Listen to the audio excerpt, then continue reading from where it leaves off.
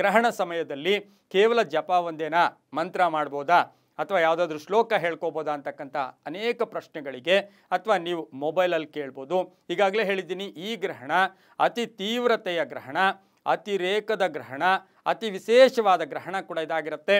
ಹಾಗಾಗಿ ಗ್ರಹಣ ನಮಗೇನು ಬಂದು ಹೊಟ್ಟೋಗುತ್ತೆ, ಮಾರನೇ ದಿನ ಇದರ ಪ್ರಭಾವ ನಮಗೇನು ಗೊತ್ತಿರಲ್ಲ. ಆದರೆ ಹಾಗೆ ಅಂತ ಹೇಳಿದ್ರೆ ಬೂದಿ ಮುಚ್ಚಿದ ಕೆಂಡದ ಥರ ಇರುತ್ತೆ, ಬೆಂಕಿ ಬಂದು ಹೊಟ್ಟೋಗುತ್ತೆ, ಆದರೆ ನಮಗೆ ಗೊತ್ತಾಗಲ್ಲ. ಅದು ಯಾವಾಗ ಗೊತ್ತಾಗುತ್ತೆ? ಅದು ಹತ್ಕೊಂಡು ಉರಿದಾಗ ಗೊತ್ತಾಗುತ್ತೆ.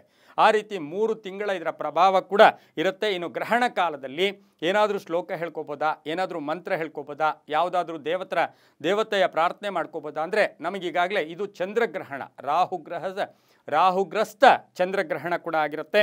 ಈ ಒಂದು ಗ್ರಹಣ ಸಮಯದಲ್ಲಿ ಗ್ರಹ ಶಾಂತಿಗಾಗಿ, ಮನಃಶಾಂತಿಗಾಗಿ ಚಂದ್ರನ ಬೀಜ ಮಂತ್ರ, ಯಾಕೆಂದರೆ ಚಂದ್ರನಿಗೆ ಈ ರಾಹು ಕಾಟ ಕೊಡೋದು.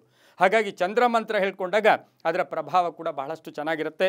ಓಂ ಶ್ರಾಂ ಶ್ರೀಂ ಶ್ರೌಂ, ಓಂ ಶ್ರಾಂ ಶ್ರೀಂ ಶ್ರೌಂ ಸಹ ಚಂದ್ರಾಯ ನಮಃ, ಓಂ ಶ್ರಾಂ ಶ್ರೀಂ ಶ್ರೌಂ ಸಹ ಚಂದ್ರಾಯ ನಮಃ, ಓಂ ಶ್ರಾಂ ಶ್ರೀಂ ಸೌಂ ಸಹ ಚಂದ್ರಾಯ ನಮಃ.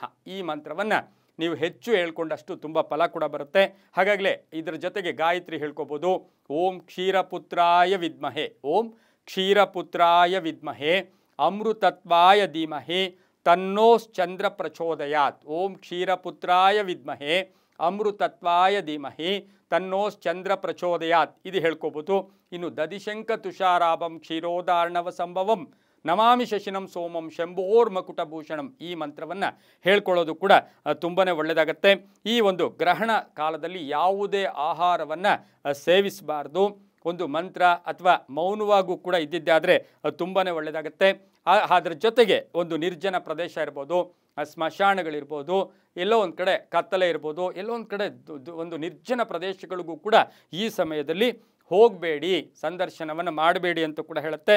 ಇನ್ನು ಹೊಸ ಕೆಲಸ, ಹೂಡಿಕೆ ಅಥವಾ ಹೊಸ ನಿರ್ಧಾರಗಳನ್ನು ಗ್ರಹಣದ ದಿನ ತಗೊಳ್ಳೋದು ಅಷ್ಟು ಶುಭ ಕೂಡ ಅಲ್ಲ.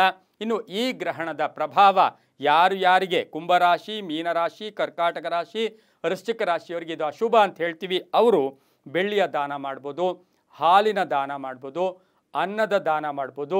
ಯಾರು ಇದಕ್ಕೆ ಅರ್ಹರೋ ಅವ್ರಿಗೆ ಕೊಡಬೇಕು. ನಾವು ಏನಾದರೂ ದಾನ ಕೊಟ್ಟಾಗ ಏನು ಮಾಡ್ತೀವಿ? ಅಪಾತ್ರರಿಗೆ ದಾನ ಮಾಡ್ತೀವಿ. ಅಂದರೆ ಎಲ್ಲೋ ಒಂದು ಕಡೆ ಅಪಾತ್ರರಿಗೆ ದಾನ ಮಾಡೋದಕ್ಕಿಂತ ಪಾತ್ರರಿಗೆ ದಾನ ಮಾಡಿದ್ರೆ ಶುಭ ಆಗುತ್ತೆ. ಅನ್ನವನ್ನು, ಬಿಳಿಯ ವಸ್ತ್ರಗಳಿರ್ಬೋದು, ಬಟ್ಟೆ ಇರ್ಬೋದು, ಸಕ್ಕರೆ ಇರ್ಬೋದು, ಬಿಳಿಯದಾದ ವಸ್ತುಗಳನ್ನು ಈ ಸಮಯದಲ್ಲಿ ದಾನ ಮಾಡಿದ್ರೆ, ಪುಸ್ತಕವೂ ಬಿಳಿಯದಾಗಿದೆ, ಪುಸ್ತಕ ಕೂಡ ಪುಟ್ಟ ಮಕ್ಕಳಿಗೆ ಒಂದು ಸ್ಕೂಲ್ಗೆ ಹೋಗಿ ಒಂದಷ್ಟು ಪುಸ್ತಕ ಕೊಟ್ಟು ಬರೋದು, ಇದರಿಂದ ಸಾಕಷ್ಟು ಶುಭ ಕೂಡ ಆಗುತ್ತೆ. ಇನ್ನು ಆ ಸಮಯದಲ್ಲಿ ಸಾಧ್ಯವಾದರೆ ಗ್ರಹಣ ಕಾಲದಲ್ಲಿ ಮನೆಯ ಹತ್ತಿರ ಸ್ವಲ್ಪ ಮೊಸರನ್ನವನ್ನು ಮಾಡಿ ಅದರಲ್ಲಿ ದರ್ಬೆ ಹಾಕಿ ಅದು ಮನೆಯ ಬಾಗಿಲಿನ ಸಿಂಹದ್ವಾರದ ಮುಂದೆ ಇಟ್ಟು ಅದಕ್ಕೆ ಮೇಲೆ ಏನಾದರೂ ಒಂದು ಹೊದಿಕೆ ಮುಚ್ಚಿ ಇಟ್ಟು ಗ್ರಹಣ ಕಾಲದಲ್ಲಿ ಆ ಮನೆಗೆ ಮಾಡಿದ್ರೆ ಮನೆಗೂ ಕೂಡ ಶಾಂತಿ ಕೂಡ ಆಗತ್ತೆ. ಹಾಗಾಗಿ ಈ ಗ್ರಹಣಗಳು ಅಂತಕ್ಕಂಥದ್ದೇ ಮನುಷ್ಯನ ಅಥವಾ ಜೀವನದ ಅಥವಾ ಯುಗದ ಅಥವಾ ಎಲ್ಲ ನಮ್ಮ ಪ್ರಕೃತಿಯನ್ನೇ ಸಾಕಷ್ಟು ಮಾರ್ಪಾಡುಗಳನ್ನು, ಬದಲಾವಣೆಗಳನ್ನು ತರ್ತಕ್ಕಂತಹ ಒಂದು ವಿಶೇಷವಾದ ಘಟಕಗಳು ಕೂಡ ಆಗಿರುತ್ತೆ. ನಾವು ಎಚ್ಚರಿಕೆಯಿಂದ ಇದ್ದಾಗ ಯಾವುದೂ ಇರೋದಿಲ್ಲ. ಎಷ್ಟೋ ನೋಡಿ ಮಾನಸಿಕ ರೋಗಿಗಳಿರ್ಬೋದು, ಹಾಗೆ ಎಷ್ಟೋ ಕೆಲವು ಹಾಸ್ಪಿಟ್ಲ್ಗಳಲ್ಲಿ ನಾವು ಈ ಗ್ರಹಣ ಕಾಲದಲ್ಲಿ ನೋಡೋಕೆ ಹೋದಾಗ ಸ್ವಲ್ಪ ವಿಚಿತ್ರವಾಗಿ ವರ್ತನೆ ಮಾಡ್ತಾರೆ. ಇದು ಪ್ರಾಣಿಗಳ ಮೇಲೂ ಕೂಡ ಇದರ ಪ್ರಭಾವ ಬೀರುತ್ತೆ. ಹಾಗಾಗಿ ಈ ಗ್ರಹಣವನ್ನು ನಾವು ಒಳ್ಳೆಯ ನಂಬಿಕೆಯಲ್ಲಿ ಆಚರಣೆ ಮಾಡೋಣ, ಗ್ರಹಣದ ಒಂದು ವಿಧಿವಿಧಾನಗಳನ್ನು ಅನುಸರಿಸೋಣ, ಸಾಧ್ಯವಾದರೆ ನಮಗೆ ಗೊತ್ತಿರೋರಿಗೂ ಸಹ ಹೇಳೋಣ.